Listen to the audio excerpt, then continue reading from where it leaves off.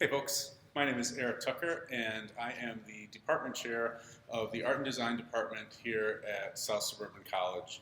And I am joining you from our 3D design and jewelry studio today. I was sitting in my office doing this and it was a miserable failure. I'll be honest with you. I'm like, this is terrible. So I'm thinking, what's the problem? And part of the problem is I'm not really an office guy.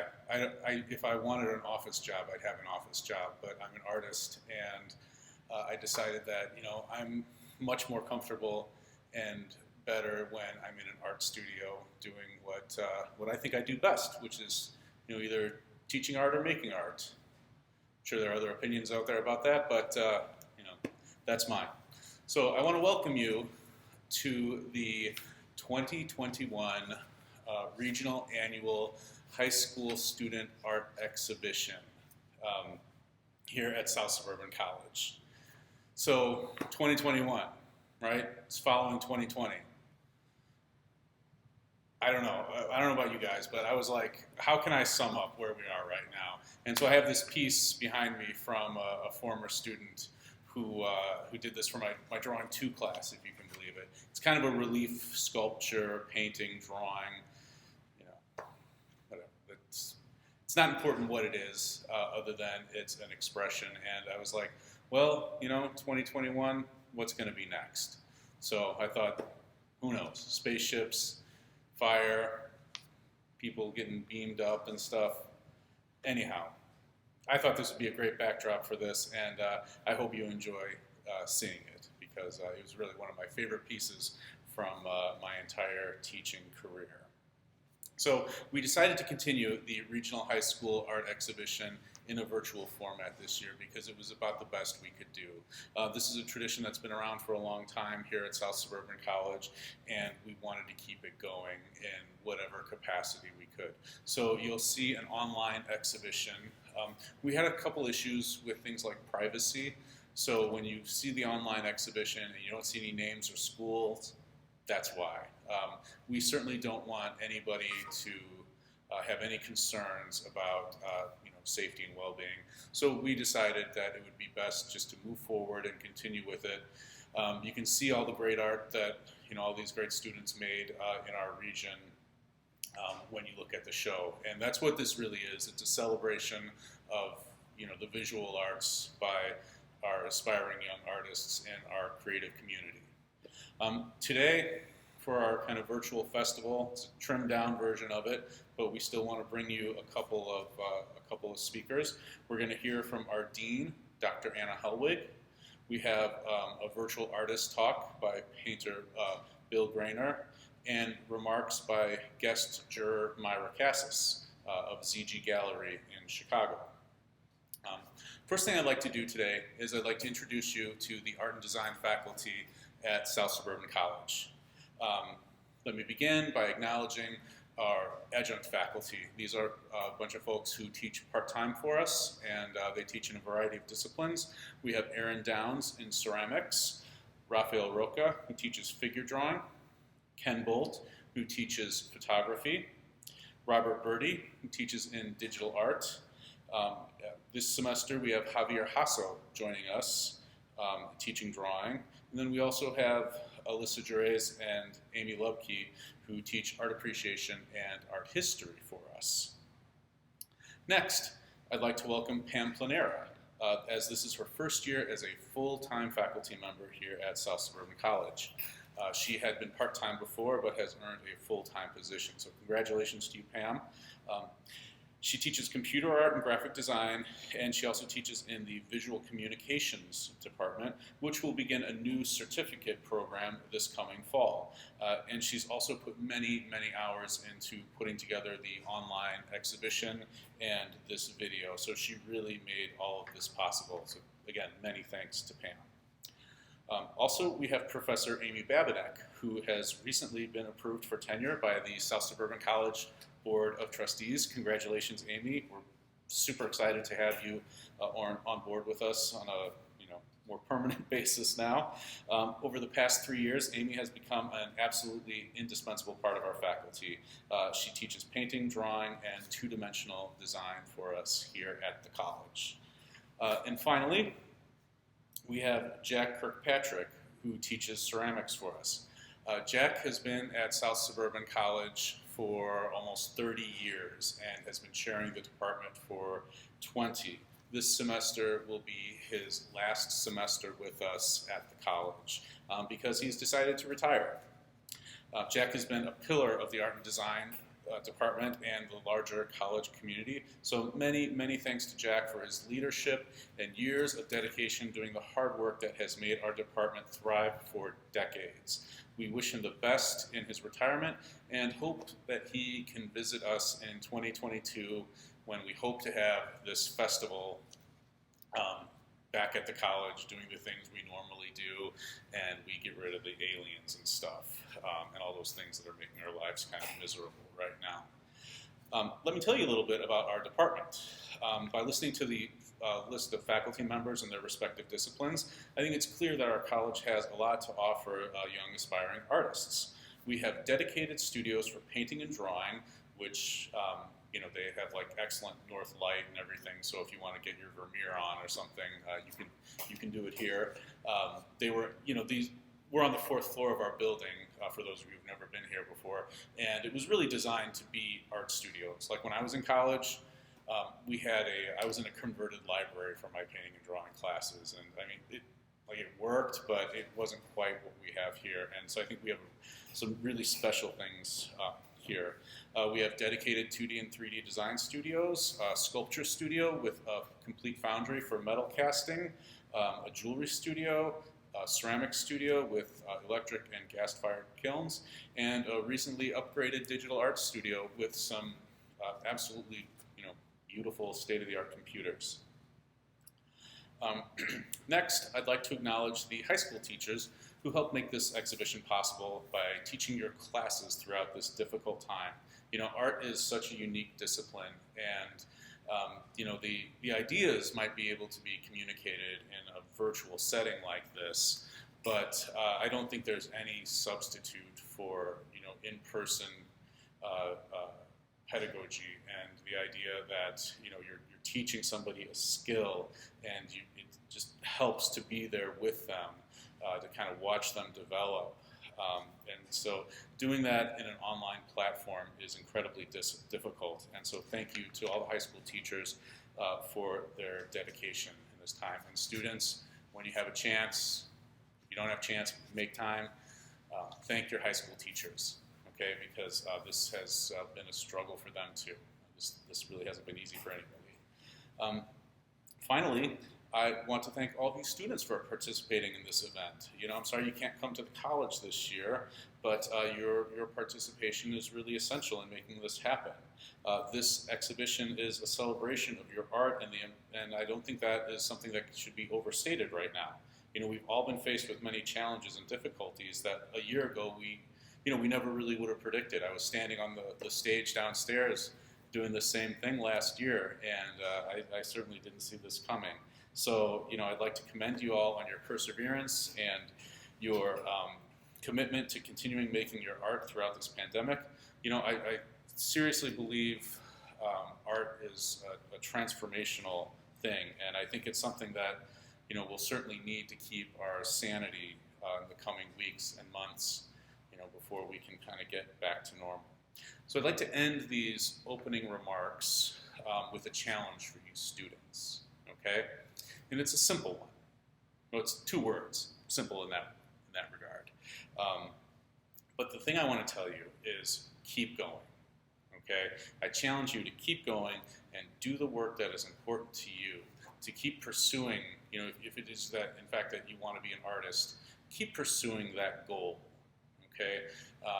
Things are tough right now, and I'll be honest with you, if you choose the art life, it's never really easy, but that's not why we do it. We do it because we believe it's important, right? So keep going, and don't ever stop doing the work that is important to you. We will all be better off for it. Next, I'd like to introduce our dean for a few remarks, Dr. Anna Helwig. Thank you, everybody.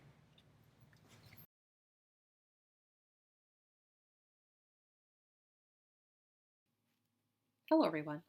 Welcome to the 2021 Regional High School Student Art Exhibit hosted by South Suburban College. I am Dr. Anna Helwig, the Dean of Liberal Arts and Sciences. I want to thank you for your participation in this event. It is one of the highlights of the year. I especially want to thank, in addition to the students, all of the art instructors at the high school and the college for supporting you through your efforts and for encouraging you to participate in organizing this event. Much like everything else over the last year, we have had to adapt to the circumstances and move to a virtual event. But that has not diminished the quality of work demonstrated by you, the students. While we are not able to host a live event and showcase the studios, we hope that you will consider visiting campus when it is safe to do so, to see all that we have to offer. Please feel free to contact anyone in the Art and Design Department for more information about our programs, or even to arrange a virtual chat or possibly a virtual tour of our facilities. Keep creating, and we hope to see you in our own student exhibitions in the near future. Take care and stay safe, everyone.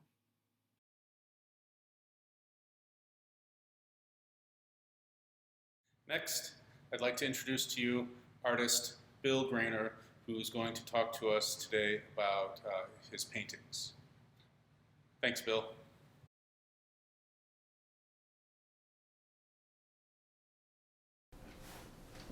Hi, I'm Bill Greiner. Been an artist my whole life. Started out back in grade school, like maybe many of you, and was further nurtured on into high school. And in high school, if you would have asked me what my career was going to be like, I couldn't have fathomed anything that actually taken place. So in high school, it started with me just discovering passion. I had this passion to make art, and I didn't understand it, didn't always know why I was doing it, but it was something that always had to come out. And I was constantly drawing, was constantly painting, making art of any shape, type, or form. And in high school, as I was getting ready to think about college, came to this conclusion that my parents weren't on my side. They didn't think art was for anybody that could make a career of it. And I have to tell you, it was a struggle throughout that time because I too didn't know how it was going to work. None of us really do how the future is going to be, right? But anyway, I kept on going, and I didn't know who was going to buy the work or how it was going to be sold or how I would make any money. Would I be that starving artist? And the answer to that is no. That's not who we are. That's not what it turned out to be.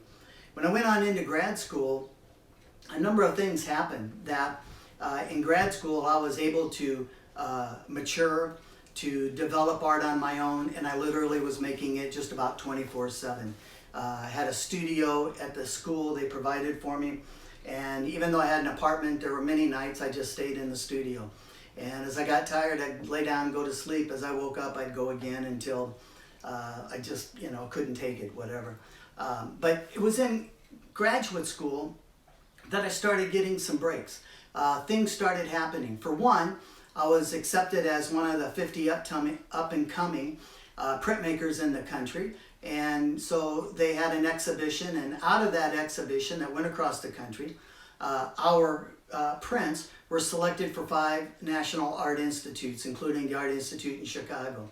And so in grad school, I had some claim to fame of having a piece of work, it's still there, in the Art Institute, but in 4 other institutes around the country. And from there, I ended up having an agent that was out of San Francisco. She worked for large department stores like Neiman Marcus and Macy's and things like that. And I designed greeting cards. And the funny thing was, with this agent, the more money we made, the less I saw. And I come to realize early on that she was ripping me off. And so lesson learned about agents. They're a good thing, but you better have a good contract with all of that. And then at the same time, I was getting into galleries, and galleries were accepting my work. And again, I learned lessons that galleries are not here for artists, but they're for themselves. And you just have to be really savvy when you get into business. And taught me a number of things. So as I got out of college, I ended up starting a business of framing works of art. I was good at it in grad school, and I had so many people saying, you know, you want to frame my work, and you want to frame my work. And it was a hobby that I turned into a business, and a business that lasted well over 30 years in a couple of different locations within my life. And I all along had thought about, as I was making work, about teaching, because I felt that teaching was something that I really wanted to do to pay it forward. And I became a professor at several universities, and just recently retired from being a professor for over 32 years in one particular university. But during that time, I also had, as I said, a business where I was doing framing and art supplies, had you know, a rather large store and all of that I was taking care of.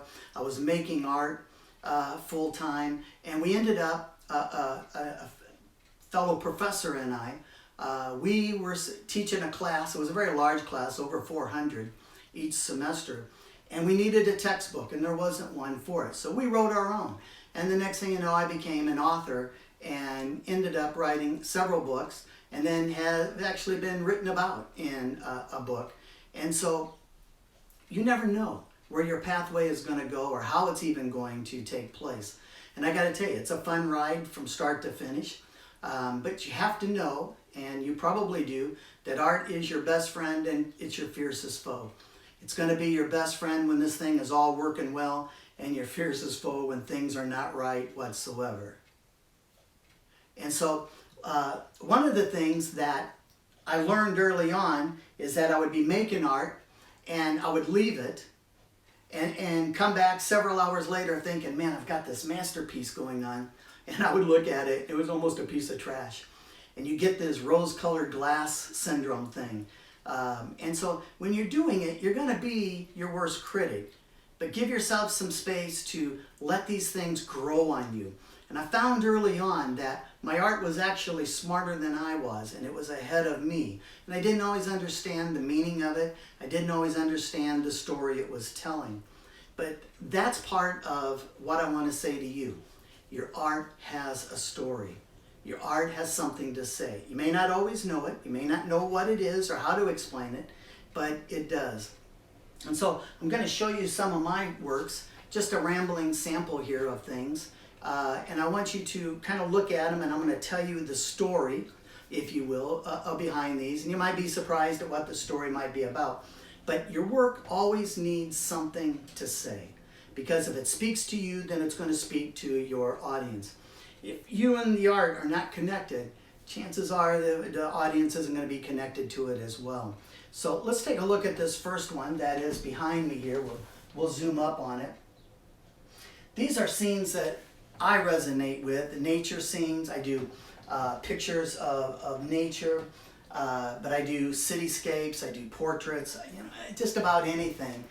Illustrations and the whole works. If you go to my website, billgreiner.net, you'll be able to see the illustrations, but the abstracts and all the different things, and I'll talk about this. So in this particular one, the story is the light.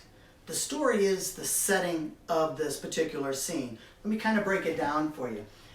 You've got dramatic highlights throughout, but then you've got this sort of mysterious darkness in the background. And I love the way forests look, and these scenes, they're so peaceful and serene, and yet I find them to be incredibly beautiful. So in watercolor, and that's my main medium, watercolor, you can do a number of things. Like if you look at this tree over in here, it really just kind of fades out into an abstraction. And I love things like that. As we go back in here, you can kind of make out kind of a wall, maybe a waterfall back there. Something's going on. You can see that. But I've got this dramatic sloping. And then this slopes and repeats itself. But then this comes up and all of this. All of these are just simply shapes.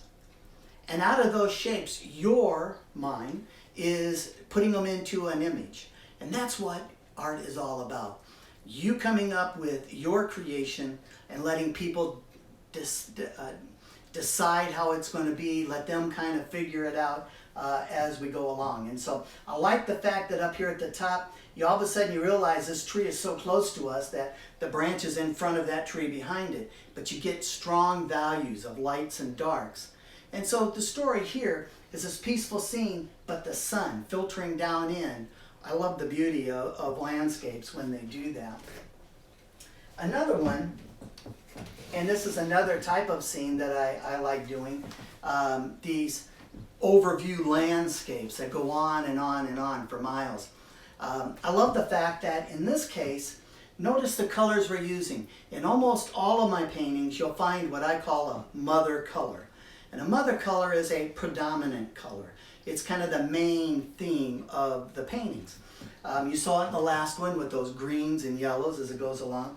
In this case, I've got a lot of pinks that kind of just pop in and out, back and forth. And so the sky comes down, and we don't really know exactly where the landscape is, but we know that the two do meet and they come together. And then we're slowly coming forward. Looking at this, it's pretty abstract. I mean, all I've got are some lines giving you direction, and I've got values building from very, very light values to some darker values down here. And we've got all of these different parallel compositional things, or parallax compositions, that just walk you right on in and through the painting. The thing that I found is color makes a huge difference in so many works. And you have to understand how to use color. So if you are afraid of color, don't be, learn about it.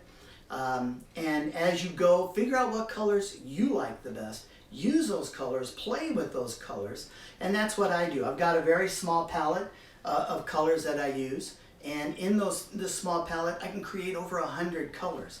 So I'm not all about this artist that's got this great big palette that they hang on the side, like maybe Bob Ross did or whatever. In fact, my palette, I'll step out of scene here. This is it. It's a brass box. And in this brass box, it opens up, you know, and so in it, you can see my colors. This is how I mix. It's right in here. And so I'm able to, you know, with my colors, I know exactly where they are. They stay in the same location every time. And in fact, if I were painting, this would be the location where my gray are down here, and then I work over to my warm colors over and through here. And I've got these different wells.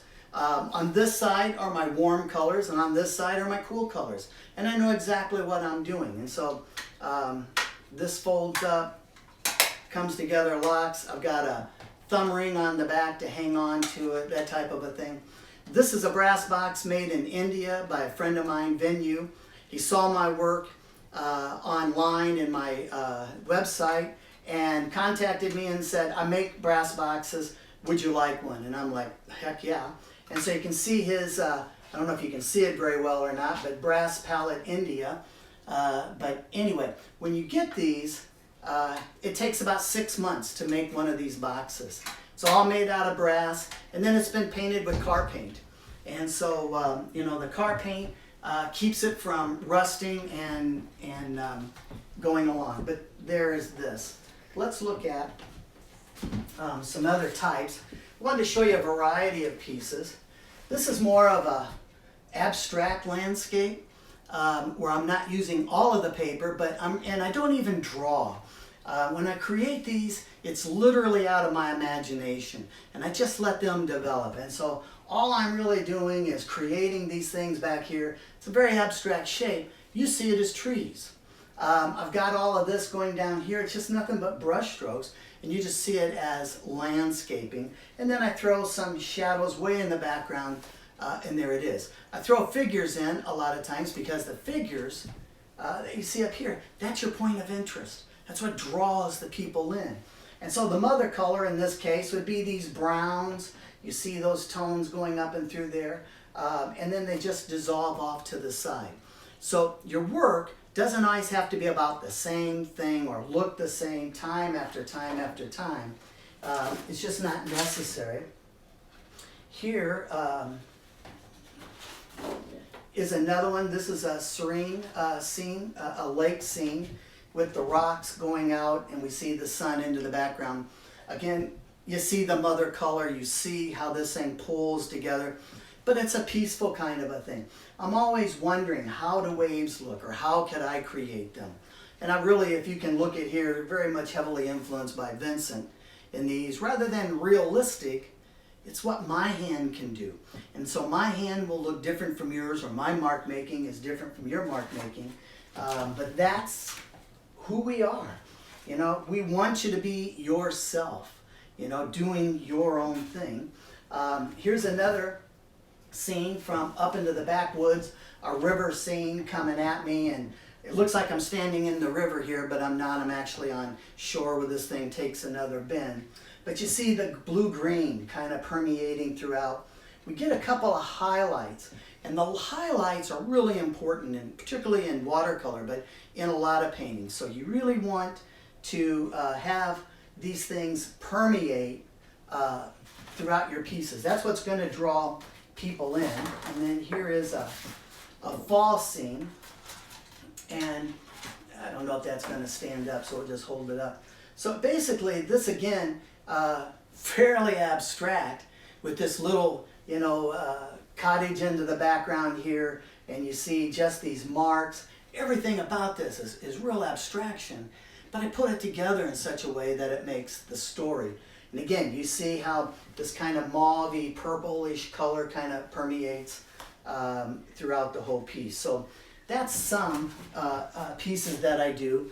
And I wanted to show you just a few more, and then we can wrap this up. I don't always do the same size. Here are a couple of really small pieces. Here's a beach house. We see people on the beach. Some guys digging around in the sand or playing. Here's a city scene up in New York. And so, let me get these things over here a little bit for you. So you see people walking, the cars, and this kind of a thing. I don't know that my work is always abstract, but they're not abstract, but impressionism. But there is that kind of feel about the whole thing. Here, a boating scene. Let me see if this will just stand up this way. These are a little bit smaller pieces. And in this one, you can see the early morning light, you know, in this piece. We see the guys, you know, at their boat, probably talking about the day's catch or what they're going to be doing. One of the things that draws, I think, you into this are not only the colors and the way the colors all melt together, the details, but see the white lines. The white, again, kind of just permeates into the background.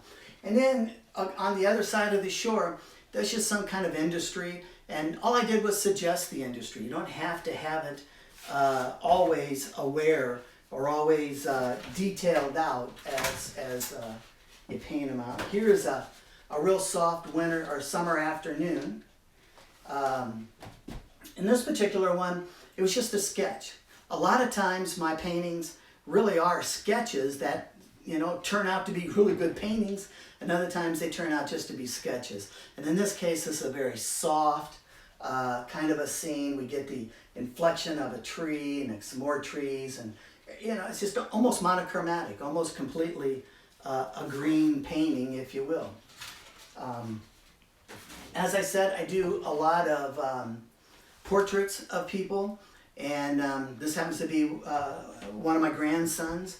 But, you know, people, I think a lot of times we get the misconception they're hard to do. They're not. People are shapes, just like everything else is a shape. If you could take one of my classes and if I could show you everything, it just simply shapes. You know, cityscapes, they're boxes. You know, with the boats, they're just like bananas or whatever. You build the shape, and then from there, you can modify it. And so this is Emmett. I created this darkness, but again, it's almost monochromatic, except for the skin. This next painting may be kind of bizarre to you, and it's a little bit bizarre to me as well. It's this old cabin and this dilapidated tree. And I didn't really know how to make the tree dilapidated. It's so old, you know, that it was just half alive and half dead. And by what I did in this particular case, in trying to tell the story of the tree and this old abandoned house, was the house itself is just suggested. It's not really there, it's just kind of partially there. We can see a fence a little bit. And then as as I painted the tree, I just took water and dripped it all over it and just let the water run. And as it did what it did, I created this. I don't think it's one of my better pieces. You know, I wouldn't put it in an exhibition. But for me, I learned a lot from it. And it was really telling the story that I wanted to tell.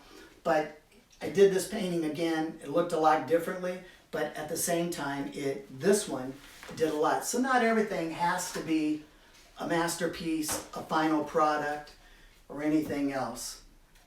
I think this is kind of a nice piece. It's an illustration. And we see, you know, a little town kind of going down the hill and roaming back up. It's got the mother color. You see what that's all about. Pretty simplified. And so just a couple more. You know, again, this is one that took me probably 25 minutes to do from start to finish. Just a real quick sketch. I love these things. You just do them quick and there it is. But I want to finish up with something that may be of help to you, because if I would have known this early on, it would have meant a lot to me to have seen this. But here is a Saturday morning, you know, at a market, you know, the farmer's market downtown. And the story is really about these women over here and this guy. I think he's trying to decide if he's going to go up there and buy something, you know. Does he like the tomatoes or the fruit or whatever is up there? And I see all of these things. But as I went along, I realized I didn't capture exactly what I wanted to capture. So I came back and I painted it a second time.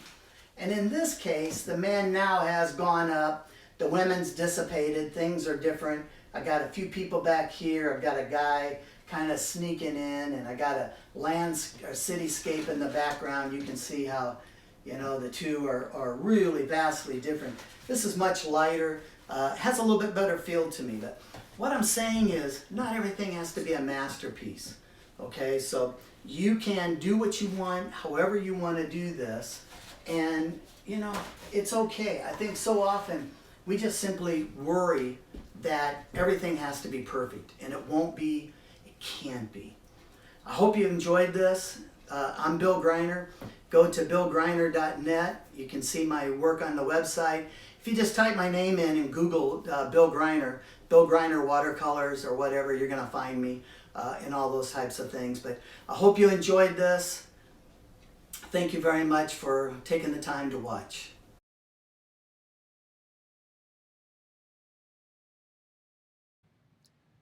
Thanks for sharing your art with us today, Bill. We really appreciate you being a part of this event. Next, I'd like to introduce to you all Myra Cassis of ZG Gallery in Chicago, Illinois. They're located there at 300 West Superior Street, and they have been there since 2002. So the gallery has survived like 2 recessions and a pandemic so far. So they're doing all right, I guess. But it really, they've been I've shown my work with them for years. I had my first solo exhibition at ZG Gallery back in 2004, so I've known Myra for a long time. Really happy to have her here looking at your work and sharing her thoughts on the jury process. And I also did you all a real big solid here by introducing you to an art dealer. So any of you aspiring artists out there, you can thank me later. Everybody, Myra Cassis.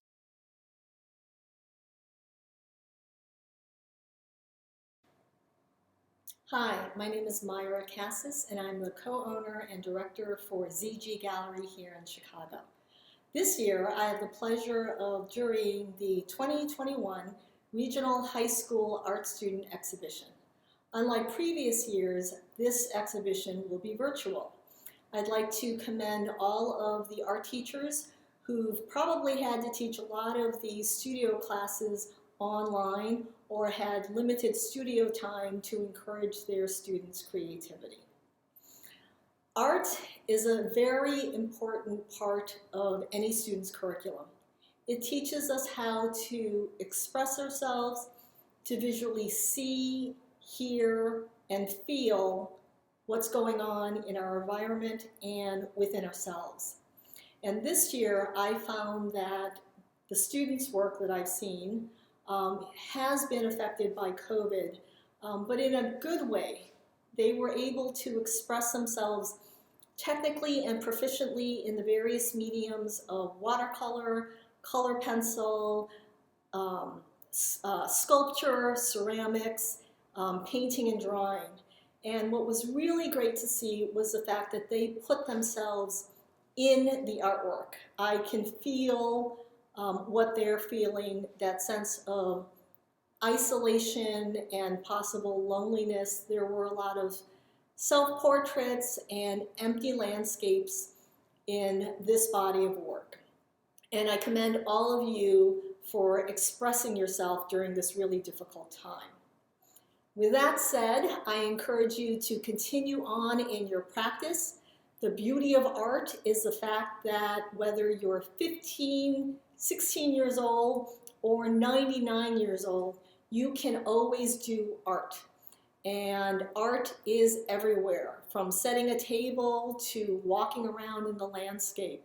So listen to your teachers, keep making artwork, and stay safe.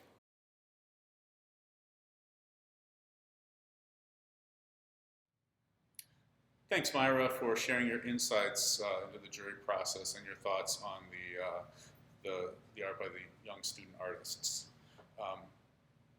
So, as I said earlier, we will not have an actual awards ceremony today due to privacy concerns. That information will be distributed to your teachers, and they will let you know. We have quite a few awards for people, including the poster contest, Best of Show 2-dimensional, Best of Show 3-dimensional, a couple runners-up on those, and a Jurors Award for each school. We really enjoyed looking at all of the work and working with the high school teachers to make this happen, and we sincerely hope to see you all next year at the college when hopefully normalcy resumes. So thank you everybody for your participation, and good luck to you all.